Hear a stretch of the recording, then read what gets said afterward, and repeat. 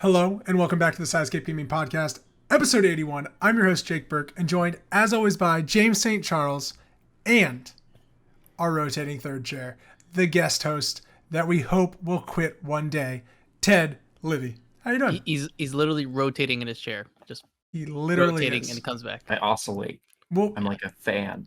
you are like an oscillator. He's like what we were talking about earlier. He just moves around the mic. He's constantly dancing around the mic. Oh, Yep. He's already changed position. Already scooted in. Already Yeah. scooted Leaned in. in. It's a different position. Yep. His sound quality will never quite be the same. That's who he is. Because this is the 81st episode of the Sidescape Gaming Podcast, where every Monday morning a new episode goes live on YouTube.com, SoundCloud, and Spotify. Once a week, we Discord over 500 miles to talk about a gaming-related topic and what we've been playing. This week, we're going to talk about what kind of Game of the Year means, and then what else we need to play before Game of the Year. And then we're going to talk about Halo Infinite because we've all been playing plenty of Halo Infinite. So that's kind of our show right now. So, Ted, you proposed this question to us last week, and we said we can't dive into it yet. You said, what does it mean to be Game of the Year? What is Game of the Year? Can you tell me about that, and let's go from there. Well, I mean, that's what I wanted to bring up is because a lot of, well, as we'll soon find out, it doesn't really matter. But Valheim came up a lot as a game that has not come out yet. Right. Yes. Technically. Yeah, early access. Yeah, and similarly, the Game Awards now has categories for games that have been out. Right. They have a best ongoing as a category. Mhm. Also, Flight Simulator was in there again. Yeah, that was a whole weird thing. We that one never figured that out. Yeah. And yeah, I would like to argue the case that early access games need to be in the Game of the Year discussion, and perhaps even if a game is big enough to continue into the next year, it could be up for contention again. So yeah, okay, that's an interesting thing because I think we've all talked about this in person, just randomly talking about stuff about Game of the Year stuff. But like when PUBG was coming out and it was still in early access from like that Game of the it's been rebranded to PUBG Battlegrounds, also known as PlayerUnknown's Battlegrounds. Is it really? Please call it by its full name. Yes. I'm so sorry. Well, back when it was just called PlayerUnknown's Battlegrounds, and it was still in early access for a year and some change. It was really like that was the game of that year. There was no other game that was talked about. It was more. the BR. It started it all. It was the BR. Yeah. Yeah. I mean, well, technically it didn't start at all. There was like a mod, but it was like it became PlayerUnknown's. Yeah. Yeah. Mod. Yeah. It entered the public.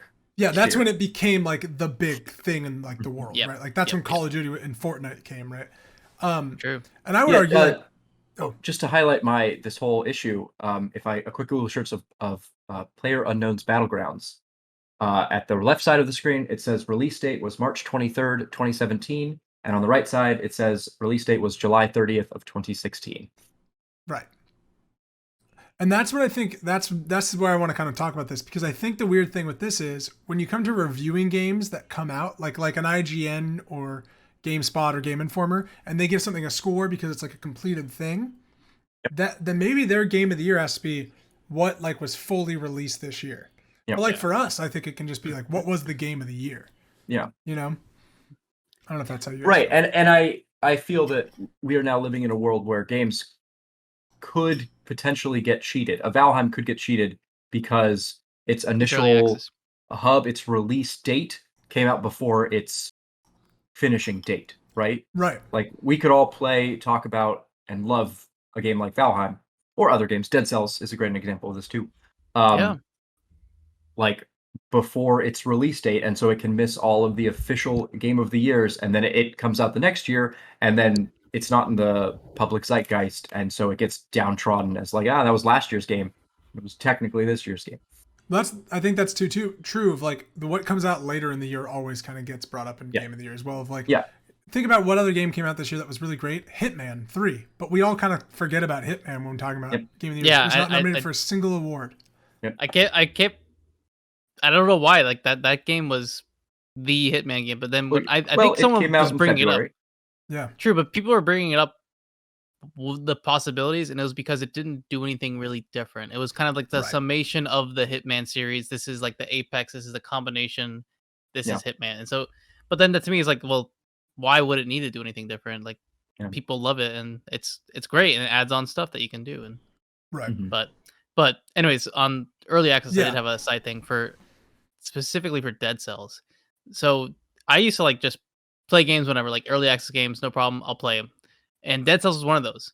And I played it, and then I was like, okay, I'll just wait until it actually releases. And I waited and waited, and then when it did release, I had felt no inclination to play it at all. Yeah. It was just gone. It was like, yep, I played it already. It's done.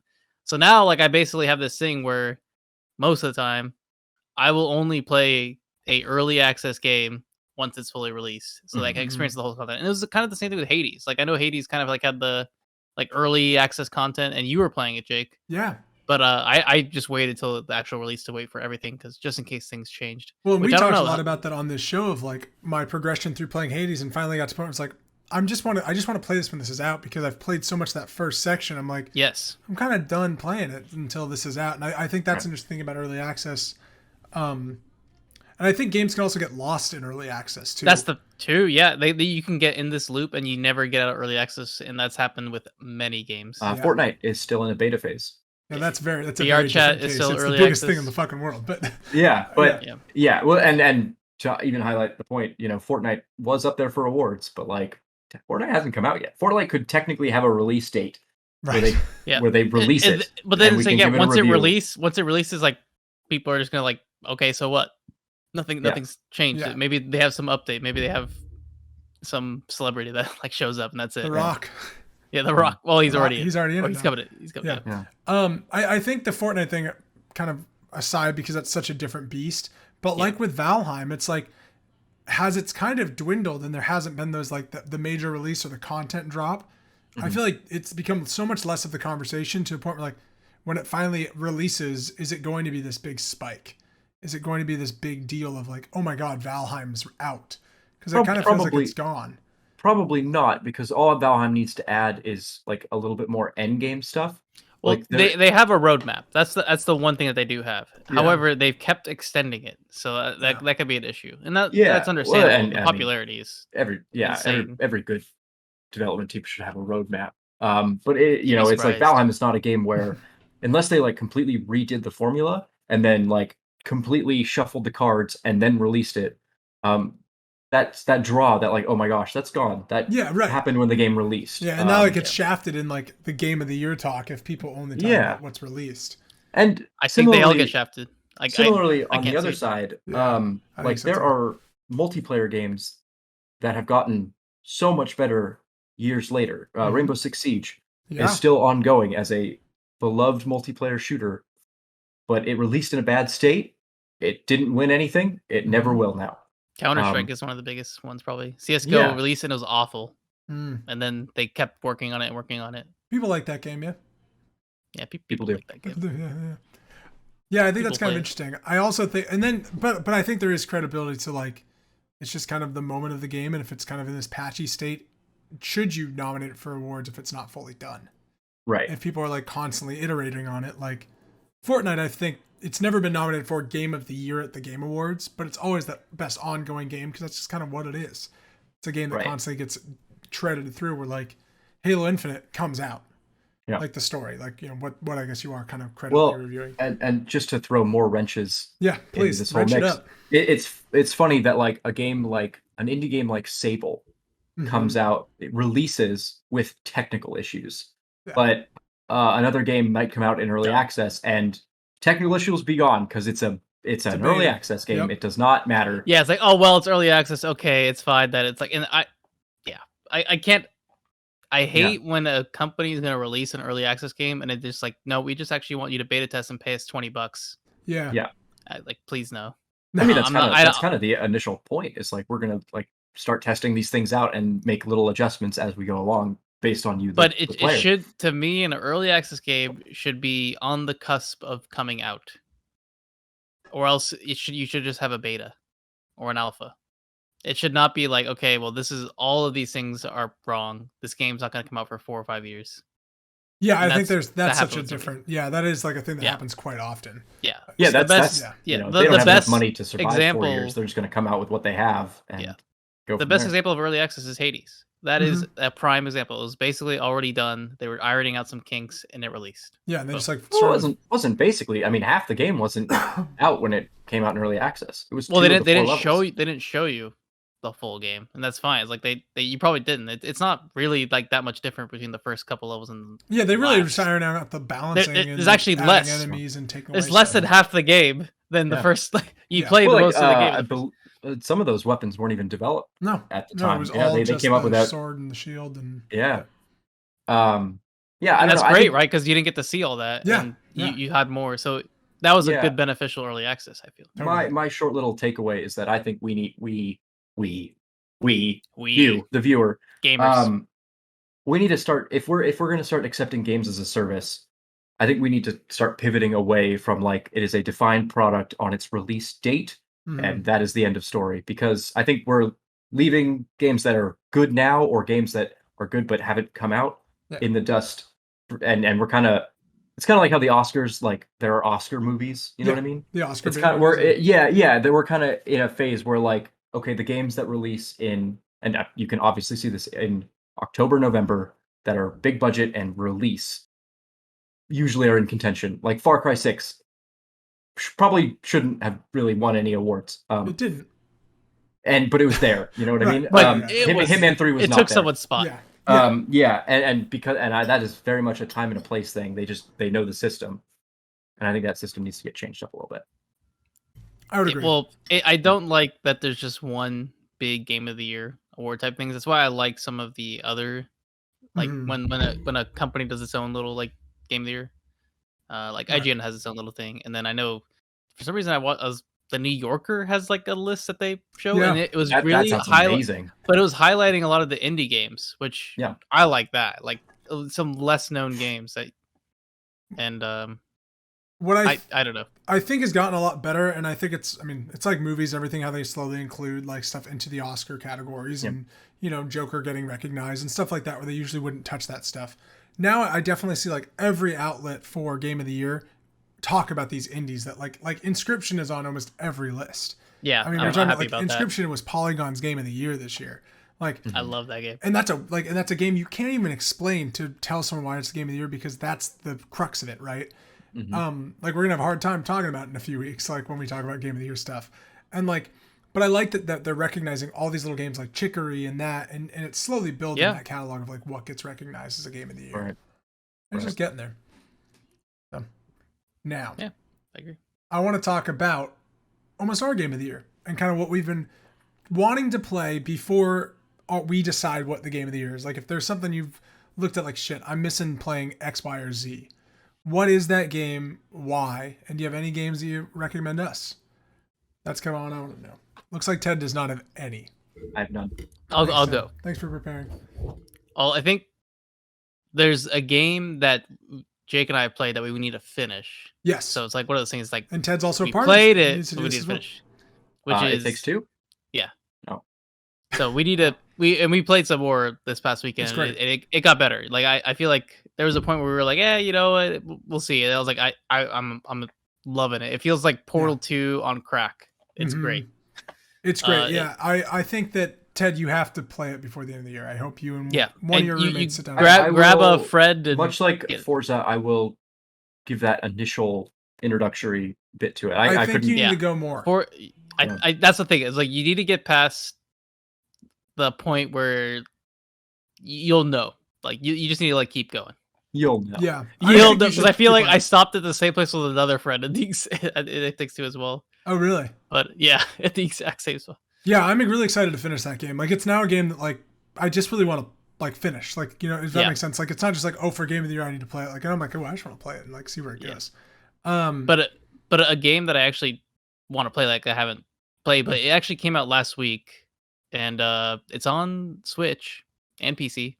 It's called Witchwood. Oh. And it is a adventure indie RPG game, and the art style is insane. It kind of reminds me a little bit of Wilder Myth. Oh, okay. It has that paper style, but it's just very colorful. And Witchwood?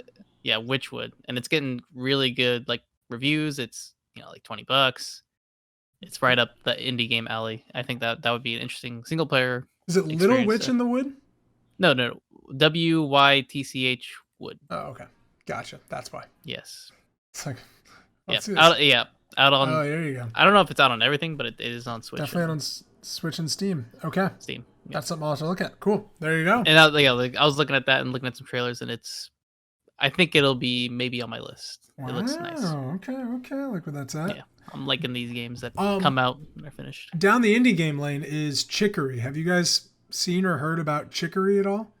I have not. What is that? Okay, it's hard for me to explain because I don't know it super well, and I've kind of tried to stay away from it. But you play as a little dog, and you are basically, it's a game about like painting, but it's about like creative burnout, and like you are this.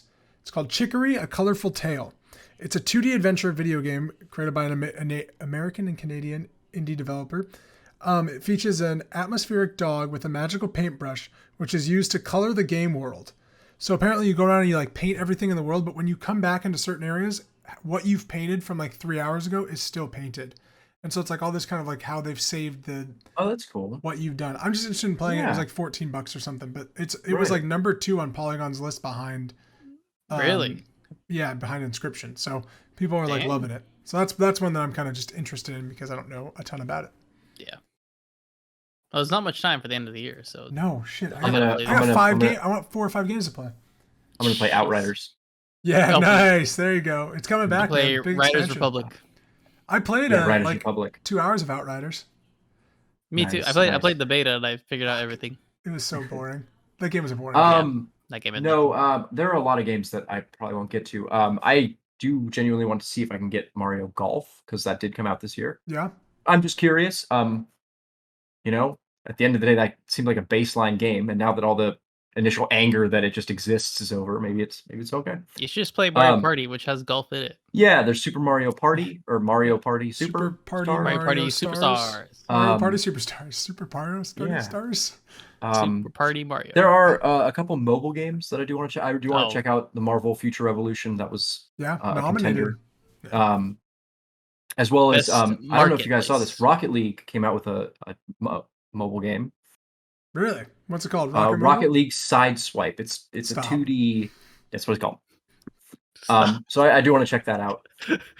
But honestly, my big game that I feel like I missed this year is a game called Hell Let Loose.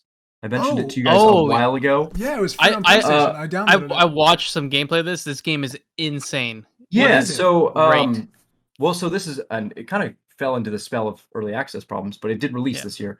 It is a military simulator World War II game. Like full military simulator. I'm gonna adjust my dad hat real quick. Military simulator. So it's a realistic battlefield-esque shooter. You point your gun at somebody, you shoot them, and they die or bleed to death, and that's the end of it. Is that a new gameplay mechanic or? Fairly, yeah. Oh, okay. No self-healing, but the cool thing. The strategy behind it is great.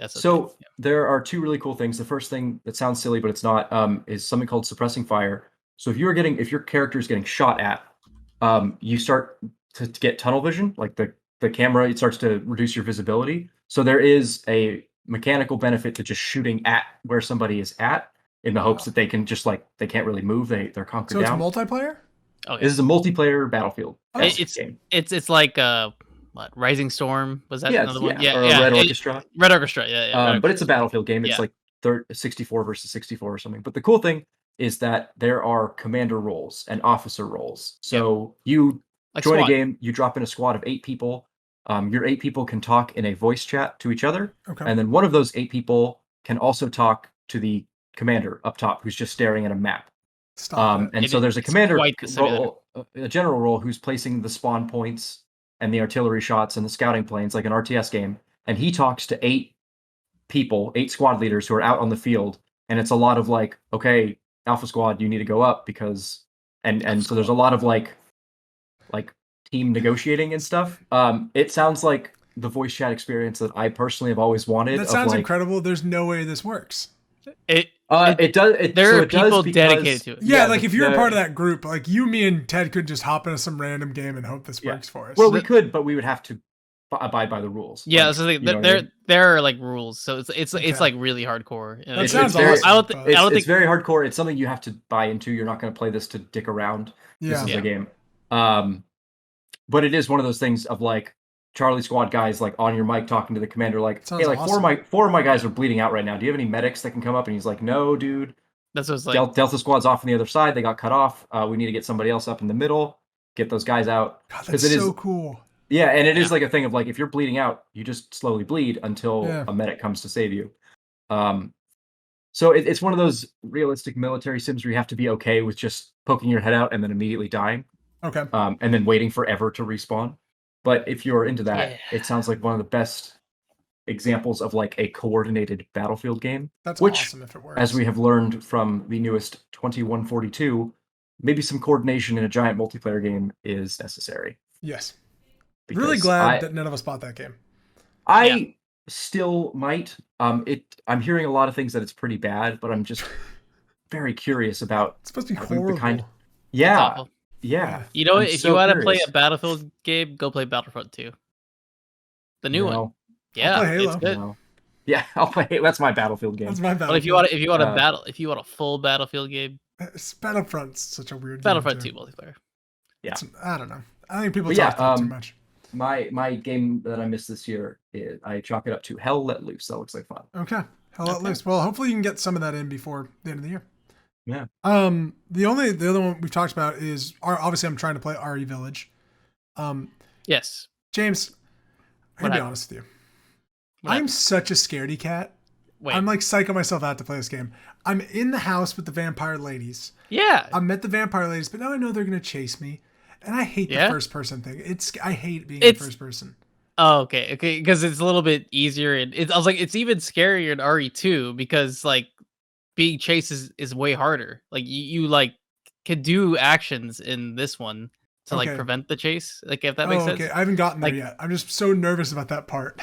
I got you. Okay. Yeah, like it is not hard at all. If that makes sense. Like it's nothing compared to the RE2 type of difficulty where you are like susceptible and you are done. Yeah, or like Mr. X is just always there. Yeah, you are like you have to make it to like a safe house or you're done.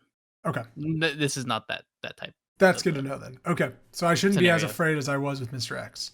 No. Yeah. Cool. Because Mr. X scared the fucking shit out of me. Yeah. All the time. It's also like this is a small part of the game, and then it opens up, and it's not. Yeah, because too scarier. The character with the hammer, Heisenberg, he was freaking awesome. Just in like the 20 minutes that I got to meet him, I was like, okay, this character's rad, and I want to see where this goes. I've heard the story's great. Yeah, the story is great. I was never a big fan of these type of RE games. Like I don't know, I didn't really care for 7, but 8 has turned me on to this type of RE. And cool. To see the Resident Evil franchise like kind of flourish now, I love it. Except for RE3. We don't talk about RE3. It was alright. But RE2, RE4 remake should be coming out next year. That's gonna be amazing. Gonna be wild. And then I don't know if you guys have heard about Unsighted at all. It's an indie game where apparently it is like an RPG, kind of like third-person action game, but there's like a clock, and you have like a rotating cast of characters that every so often the clock will hit like 0 and like kill off one of your characters. And it's all about like how you manage your clock in like an end of the world scenario while playing an RPG. Sounds interesting. Amazing. Yeah. So that's one I want to kind of just do some research on and check out. All right. Very positive. It has really good reviews. Okay.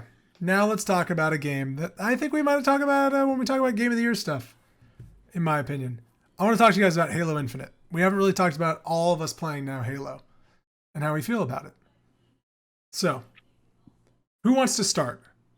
How much have they played of the campaign, multiplayer, and what do you think so far? I feel like I've played the least amount of the campaign. Okay. Probably the second most of the multiplayer, but at least in my brief moments with the campaign, I love the start. Like the start of the Halo Infinite campaign feels like old Halo. You kind of just drop right in and get going, and I love that. There's no like beating around the bush. You got stuff to do. You go get shit done, and the gunplay is fantastic. The enemies are fantastic. It just feels like Halo. Like I don't know how else to describe it. It doesn't feel like the last Halo games. Yeah, where there's like just cheesy stuff. Like you got the grapple. The grapple's great, and how you use it to like right away, like in the game, beautiful. Like it just works so well. Reminds me of like Portal, like when you're trying to like to escape and like you have to like go around the map. And it adds a really interesting like piece of mobility that I think Halo needed to modernize. And I think the grappling hook, and especially in campaign, multiplayer is a little different because you don't have it all the time. But in the campaign as Master Chief, when you have this grappling hook at all times, it just changes how you play. Yes, and like you. Yeah, sorry. No. That's exactly right. Like how you're gonna like interact with the enemy, or even like the way you get guns, which that's typically how we use it. Yeah, like that is the best part. Is like where you're gonna get a gun, kill someone, grab their gun, boom. Yeah, because Halo's always been so much about like you being Master Chief in a campaign, grabbing an assault rifle. It's out of ammo. I got to grab this needle. Yeah. Okay, that's out of ammo. Grab this. And now like how they've changed it with this grappling hook of like you can look around and you're just like, oh shit, Duke. Okay, I got this now. I got this gun. Or like getting yourself to an ammo crate. Like it for me changes that campaign enough for like it gives it a lot of new life. So I'm glad you said that. Yeah. Yeah, and the movement is clean. Like the sprint is great. The slide is great. You don't feel locked down. It kind of reminds me of like sort of playing like Doom.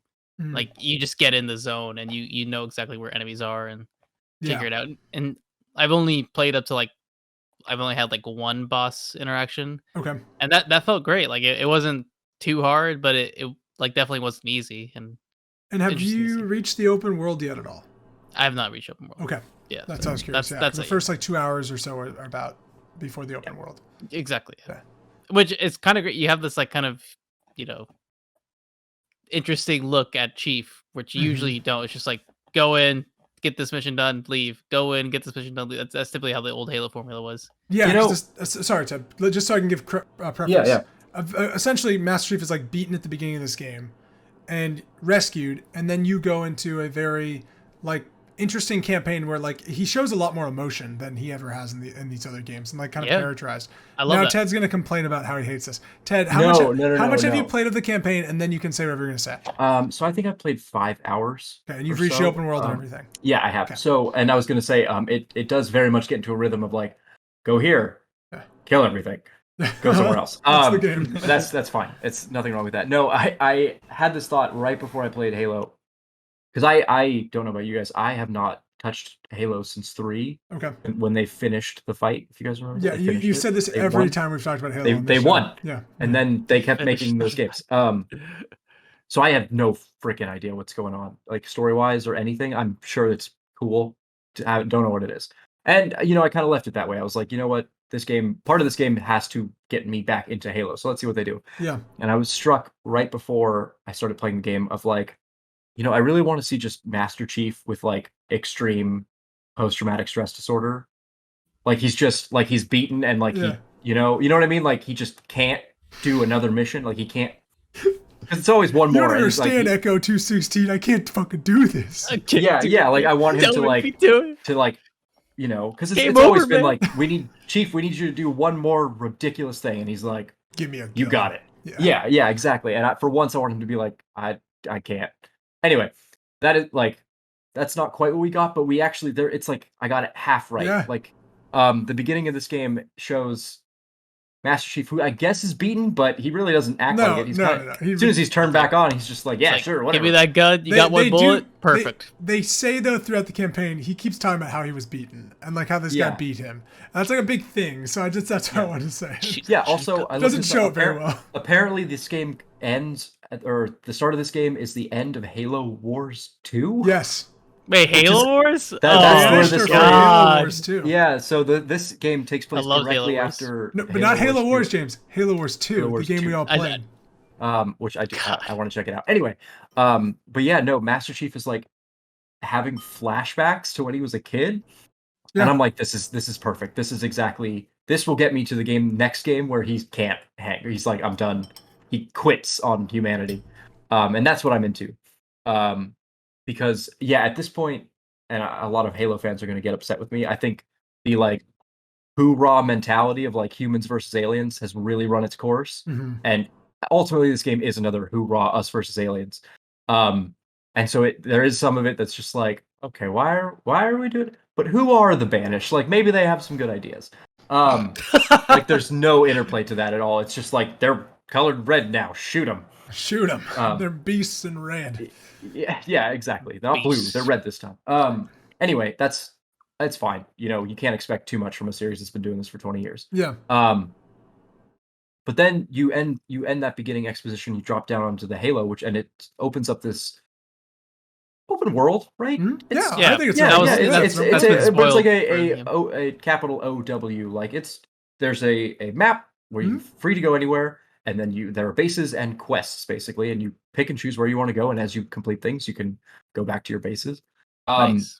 And I actually think this is super fun. Yeah. Jake, you'll talk about more of this because you played most of the campaign. But it's really fun to You beat it. Well, it's like Halo has always been a sandbox game. Yeah. Yes. Totally. Like, sandbox physics. Yeah. I'm gonna just wander around, try something different, do this, coming at it from here, whatever. And so to just actually be able to like look around anywhere or to pick your weapons ahead of time, feels super fun. Especially like it's this Halo, is the Far Cry so game. I will pick up a rocket launcher and a sword. Best two weapons in the game together on me, and then I will run out of ammo on both of them. And you're dual wielding it, right? That's why you're not good at this game, Ted. Yeah, you got your sword left hand, rocket launcher right hand. That's the thing. Is like this game. Like the beauty of Halo is like I'm out of rockets. Pick up something else and start shooting people with it. So I actually really like the open world. I like buddying up with my Marines. It's also funny because like they'll have quests that you can do. I don't know. One of the first things is like you have to shoot a rare or important person, and I was ready for like a fight. And then Cortana, excuse me. Yes. The weapon. Yeah, not Cortana.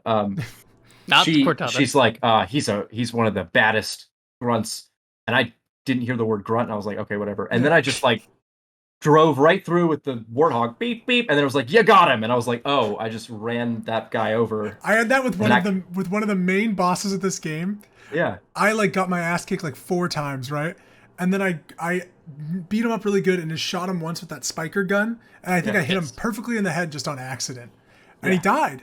And then like for the next 10 minutes, I didn't believe he was really dead, so I'm like walking around like all the corners really slow in this game, like because if you break their shields and get a headshot, they just die. Yeah. And so like I did that to one of the bosses and was like, "There's no way this guy died that easily." Yeah. Yeah, it's really cool, and it's transitioning really nicely into a sandbox game, an open world. Just play with the pieces and have fun. The one actual gripe is that I'm kind of upset co-op is not in this game. No, I like that. It will be. It will be. It's coming May 7th, I think, and I kind of understand it, especially for story reasons. This is, at least from what I've seen of the story so far, this is not. They wanted that story to have some impact. Yeah, I think so. Chief has feelings, or he has a second feeling now. And they didn't want like you and your friends drunk to get in the way of that. Yeah. True. That being said, there's a little bit of a bummer to like drop down on this open world and to like summon the warthog and get your guns and then have no one to just and have like only computer Marines. Yeah, and it's like this seems tailor-made to just you, 3 friends. Fuck it, let's get in the world and shoot some stuff. I think from what I think is happening is I think we're getting a bunch of expansion packs on this. I think this is going to have many chapters of story. Okay. And that the co-op is going to be in line with the stories. I could very much see co-op lining up with event-based stuff. Yeah. And that's not like of story spoilers. That's just what I think they're doing. And I mean not like Destiny raid level, but like I could see them turning a live experience co-op into a thing. I'd like a Halo raid. Yeah. I think there's a reason multiplayer is free, and there's a reason this is $60, and we're gonna get another $60 chapter later on or free on Game Pass. Yeah, Jake, I think you called it like way early on with this release, which is like this is the Halo game. It's gonna be kind of treated like Warzone, maybe, where it'll continually grow and expand. And I'd like that because to me, this game visually is amazing. It's probably the best looking game I played all year. It is that good looking, and the play is exactly where it needs to be. Like it is just ideal. I think this game plays like utterly fantastic. Yes, yeah. So I beat the campaign. I played like way too much of it in a row. To the point where actually Maddie doesn't usually talk about how much I play a game, and she mentioned once, she's like, "You've played a lot of Halo recently," and I was like, "Yeah, I'm sorry." So I beat the campaign probably about like 10 to 12, probably 10 hours. But I really streamlined it kind of at the end of the game, which I didn't realize I was doing. But yeah, and then I've played a shitload of the multiplayer. I think this is the best like AAA game I've played this year by like a long shot. I actually think it's like genuinely a great, like fantastic game. I think the campaign is like utterly solid, and the fact that an open world works this well in like a Halo game is like mind-boggling to me. And like I think like I'm kind of surprised they nailed it. They give you like the perfect amount of It makes sense in hindsight. Yes. Yeah. With Halo being a sandbox, like, but I would have never guessed this would have worked ahead of time. They had a development hell. Like people were like attuning it to like worse than God of War. Apparently this game was like 6 times the size in scope. And like they try to do this is the rumor that even like Jason Schreier reported on. They try to do Breath of the Wild Halo. And like that was their goal of like this insane open world where you just go, and it didn't work. No. And you can it would just have so many problems. Yeah. And apparently that was it. And so I can see it. I think what's really cool about the campaign in particular is the open world and the fobs, and so you can like capture these bases, which you do, and then you can spawn whatever you want basically at the base. As you unlock it with like Valor points, which is the stupidest name. But you get Valor points, and then you can unlock stuff at your forward operating bases, James, because you don't know this actually, because you haven't gotten there yet. So I'm spoiling this part for you. Thank you. But you can get like weapons. You'll like, I want a sniper now, and you just like pull out a sniper. And then you can also spawn whatever vehicle. And the more stuff you do, like the more soldiers you also unlock at these bases. Basically, like, you know, random soldiers will spawn, and you can like start giving them your weapons. And it's like I always just load up like the passenger Warthog, Ted. Yeah, I give everyone a rocket launcher, and I just go in with like 5 dudes in rocket launchers, and you're just like, boo, boo, boo, boo, and it's like, dude, Halo is so great. And then like that always goes horribly wrong, and it gets blown up, and then I've got to figure out what to do in this like war zone. And it like the fact that it works so well, obviously, it makes sense, but I never thought it would. And they nail it. And then I think the story is serviceable enough to be interesting because I like them. I like that they're making Master Chief a character. And I'm like, you like cool, the Master Chief? I like him. He's always been kind of a robot man, and they're kind of now making that the point. Is like, you really closed yourself off, and it fucked you up because Cortana, I guess, went bad. So now you're figuring it out. And I think that's really cool. Like, that's a cool thing to like, okay, as a new Halo person, because I didn't play 5, I kind of get it. I think it's solid. And then I think multiplayer is just top tier. Like, it's what I wanted out of Halo multiplayer. Do you both intend to finish campaign? Oh, yeah. Definitely. I might hold off. Maybe not for stories. I'm interested in the story, but I might hold off for the co-op. We'll kind of see how the world pans out, how much time I actually have. I do still want to play The Witcher, which is turning into quite the experience. I'll play The Witcher and watch The Witcher on 2 different screens. That's how you do it. Yeah, but I'm pretty curious. I was thinking though, like, and I kind of wish Halo needs a little bit more world building for me personally. As someone who grew up with the first game and then vaguely understood what was going on from then on out. I don't really have the full scope of what's going on. And so a part of me playing these Halo games, I'm just pretty lost, but it is just like, just shoot the guy in front of you. Don't worry about it. But I would be curious about like the larger scope, especially if they plan on continuing to do story stuff or just continuing out from Halo Infinite's single player co-op. Yeah. Because I am really curious, and because I was, at the end of the day, this is still hoorah humans versus alien bad guys, and nothing about that has changed. So I'm curious more about Halo. I'd like something beyond Chief, if possible. Like I know we've had different like Spartan stories. That's actually the name of the next game. Halo and it's Beyond Chief. There's always like these different things, but then having played, like other types of games where it's like, okay, like. We step away from our MC and try to like a different side of the same universe, explore the same universe, but like with maybe a different Spartan, maybe like a I have not played Halo ODST in 10 years, but that was that's not Spartan. That was close enough. But that was somebody else in the world, and that was a different perspective, which is very cool. Four was a prequel, which is also different Spartans, but it's like I want something like I don't know, like I feel like you could do something in the Halo universe that's like maybe on the other side, like someone observing Chief or something like that. Give me a game where I play a Covenant a character Rogue One. and the Banished show up. Like give me some just pure alien interest. You played as the Arbiter in Halo 2, Ted. Was that not enough? That was just great. Just the scratch. He needs the whole. I mean, Yeah, apparently in the book series, there's a whole series of books dedicated to the Forerunners, Yeah. the prequel people. Yeah. Doesn't mention anything about humans or Covenant. It's just about them. That's wild. Yeah. It's ridiculous. It's like an Old Republic version of Halo. There's so much here, I think, with Halo that we can go beyond Chief, which I hope. Yeah, and I'm curious if that's kind of what the expansions are, what they end up doing with this story, and how much this is until how much story is in this until the next game, until like they make like Hivebusters, the Hivebuster DLC, which is like completely different characters, and that was great. Yeah, and that was a good little mini story. Yeah, I think there's a lot of potential, and I think there's a lot of stuff to do in this open world that hasn't been done yet, and they can add in stuff that would be, I think, pretty fun. So I think there's a lot to do in this campaign. I also love the music too. Oh, dude, there are some point streams when you're doing stuff, and the music kicks in. You're like, oh my god, I'm 12. I'm 12. Yeah, exactly. It's like you hear this music, it's like, oh, and you're like, yeah, I'm in a tank. Let's do this. Yeah. My one kind of, I would say, almost complaint about this game, I think the ending's very soft. Just like in general, the ending is just meh. And there's also a stretch. Is it soft in that you don't like it, or it's soft as in like there could be more? No, I think I just don't care for, like, it's just kind of meh.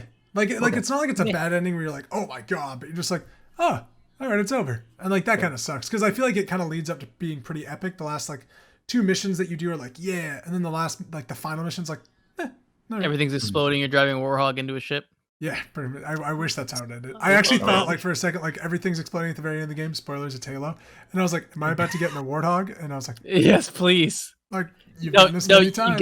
You get a Ghost, and you get it up the ramp, and you drive it on the 3, and you don't get a Warhog, and you get there faster with the Ghost. That's true. That was Halo 3. There's the treat. Yep. Well, it was an achievement. You had to, like, do it that way. Oh, yeah, that's right. Everyone had to finish on Ghosts. Did Halo 2 have a driving in an exploding Warthog? No, Halo 2 it was just 1 and 3 both ended. Was it just 1 and 3? Okay, the 2 that I played was Reach didn't have anything like that. I don't think so. Reach did you had the final fight for your life mission, which was great. That was the best. Oh my gosh.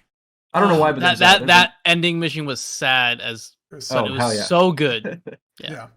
I want to talk a little bit about multiplayer if you're all right with that. Sure. How much of multiplayer have you guys played, and then what do you think of it? Because I've talked a lot about multiplayer on this show, so I'm just kind of curious what you guys. I will say that you were right. I was pretty convinced that when it actually released, we would see a lot more modes just open up in the hopper. Mm-hmm. But no, they are sticking with this standard of like small, big, and Ted, they just released all the modes you wanted. And they added SWAT. Oh, did they do that? Yeah, SWAT, Free for All, and Slayer are in the modes. But no Fiesta. Isn't that and Fiesta? Oh, they did have Fiesta. Okay. Is that a temporary rotation or is that standard? No, I think that's standard. 2 days ago. It just came out like yesterday or something. Yeah, they opened it up recently. I checked. It didn't happen on release day. Yeah. But it they just added ranked as well. Okay, and I take back what I said. They're working on it. That's the thing. I feel like they're hearing feedback very constructively and working on stuff, which is good. Oh yeah. Because it was like, hey, it's like people wanted these modes. Like, oh yeah, we'll bring that back. And it's like, great. SWAT is like one of the best modes ever. Like, thank God for bringing that back. Yeah. And it's there and it kicks your ass. Oh yeah. Yeah. It's I think multiplayer plays great. I mean, do you guys enjoy it? Do you like the balancing of the weapons? I think it all just kind of works. I think the weapon balance is great, and some maps are like some of the best Halo maps I've ever played. Some maps are like awful, but yeah, that's Halo. but yeah, it's Halo. Yeah. You can't get all the good maps, but it's like sometimes you'll like be like, it's like, wow, this is a Halo map, and like this looks incredible, and the detail with it too. I want to see like. Hopefully, if they do like DLC stuff, is like bring some of the old maps and like kind of revamp them. Yeah, that would be a good thing. Like I'd want to see like some old Halo 3, Halo 2 maps. You got to get Blood Gulch in there eventually, right? Like you got to find a way to do Blood Gulch. Yeah, with this engine and with the beauty of this like game, like please. Yeah, I'd appreciate it. I would too. I think it's fantastic. I think it plays great. This game is one of my favorite games of the year by far. It's high on my list too. Yeah. I'm so excited. I can't wait for you guys to. I mean, I know James, you want to play like more of it right now, so I'm excited to hear what your thoughts are when you've really gotten into that open world and everything, and we'll check back in. Yeah, I'm definitely gonna beat the campaign. Perfect. Yeah, but Jake, is your thoughts on the free-to-play e-ness of the multiplayer? Has that changed at all? Are you still kind of bummed about the armor unlocks? I think it's gotten better. I think there's also some cosmetic stuff for your multiplayer character in the campaign, so you can find little armor lockers and unlock stuff for your Spartan. But it's still that thing of like all the stuff you unlock is for Spartan here, but the battle pass Spartan is this armor thing, so you can't use the colors you got here on your armor here. And I don't like that part. It feels very like systemized to make you spend more money. Yeah. Of like, this is your armor tier, but there's this armor tier. So I don't like that kind of sectioning off of it. Right. And to bounce off of that, I really like this multiplayer. Halo multiplayer has always been a lot of fun for me. Yeah. But I was also thinking, like, I also don't take Halo seriously. I'm not playing to win in a very ridiculous. Like, I like playing well and being good, and headshots are fun. But like, at the end of the day, I'm not trying to improve my KDA ratio in a Halo. I'm just trying to goof off. Yeah. And it kind of, I really bounced off of a lot of the cosmetics of like, I'm totally fine just being a stock guy, and I'm just playing this to have fun. Yeah. So I'm really not buying into what they want me to do. And we'll see how that goes. But for now, it's just like, I'm just having a good time. Yeah. And I think that I don't think the battle pass is like in your face, which I think is kind of nice. No. But it's there, and I this game is free for me basically, so it's like, yeah, I'll pay $10 every so often to let my Spartan do something. So, but yeah, I do think there is some weird armor tier stuff with it, and the cosmetics aren't perfect. Yeah. I'm really happy this game was a success. Like, because I feel like this had to make or break Xbox. Not really, but it just like they had to have like some sort of flagship. I mean, they're doing great with their Game Pass system, so it's like it's gonna sell Xbox. Well, it's funny we say that this game's great, and like 3 of its biggest competitors, a giant multiplayer Battlefield and a giant monolith multiplayer and a giant open world game, all flopped in the month beforehand. Yeah, all of them. Yeah, it's like the one that you were expecting to like not do well does well, which is to be great. Like, wow. I think they lucked out. And I also think they deserve it. I think they do. I mean, they made a decision to delay this game a year out of the launch of the new Xbox. And I think it paid off for them in strides. I think they perfected the multiplayer, and I think that they've really focused on refining the single player and making it like a unique experience. They definitely feel like they're back in the fray in terms of like, for the longest time it was like PlayStation was obviously like making great choices in terms of like what their games are meaning and putting out great games. Yeah. Now this gives me hope for like good Xbox originals or Xbox exclusives. Yeah. Like I'm really excited. I'm excited to see what Fable is from Playground. The guys that make Forza are making Fable. Like, I'm curious about that. And I think they've got they're setting up a good pace here. I'm excited. And that just benefits the gamers. Yeah. You know, like you have more options. Jake, you have Xbox and PS5, so it's like you just have best stuff. And yeah, that's something I guess to say just before we kind of wrap up. I'm playing it on a Series S. Yes. And it's phenomenal. I've had no issues. It looks beautiful. When you were up here, I was playing it on my PC. You were playing it on your Series S, and to me, both look great. Yeah. Like the Series S looked amazing. Like to me, I was like, wow. I was like, you're getting that image and that clarity and that gameplay. Yeah. Playing Halo, like, and it was matching what I'm doing with my like really expensive setup, and I was like, yeah, and I'm just impressed. They optimize it so well. So it's Series so well optimized S, on the S, not even the X, which I think is really well. And it's like, it's like this big. It's like just a little box. Like when you brought it over, I was like, what the?